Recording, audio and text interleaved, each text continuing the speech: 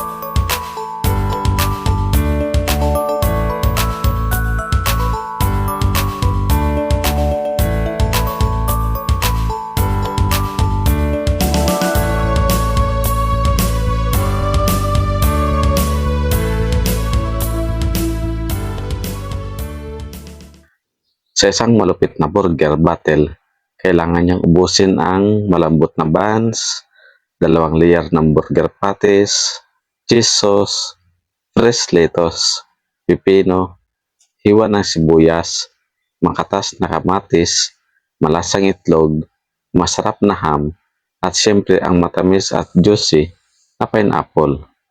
At hindi lang yan, may strawberry soda pa na dapat niyang ubusin para manalo.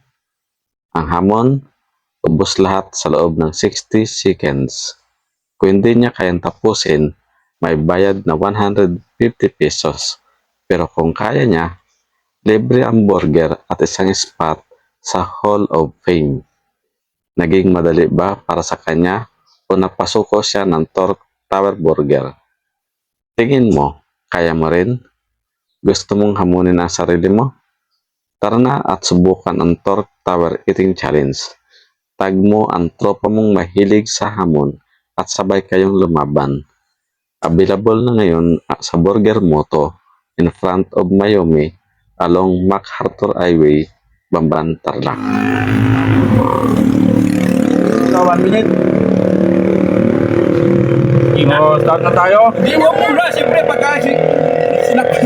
Saan ka na kuya? Duli na, wala pa. Okay? 5, 4, 3, 2, 1. Ayan guys, nagsisimula na sa guys.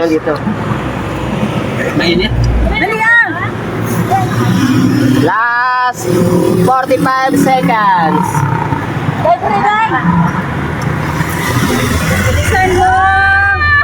Okay, kaya-kayaan. May oras pa, may oras pa. 38 seconds. Yan, anong kaya? Bisik ka. Anong bisik dyan?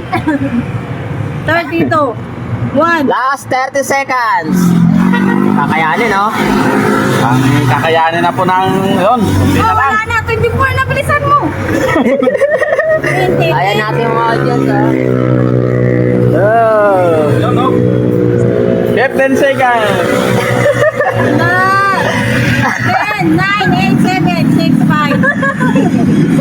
Last 5 seconds. Tubig. Ayan, ay hindi kinaya ng ating challenger, oh. Kaya niya. Hindi, Sakto lang. hindi kinaya. Nag-alarme. Napakainit. So, ayan. Meron kunti na lang sana. Kaya lang hindi kinaya.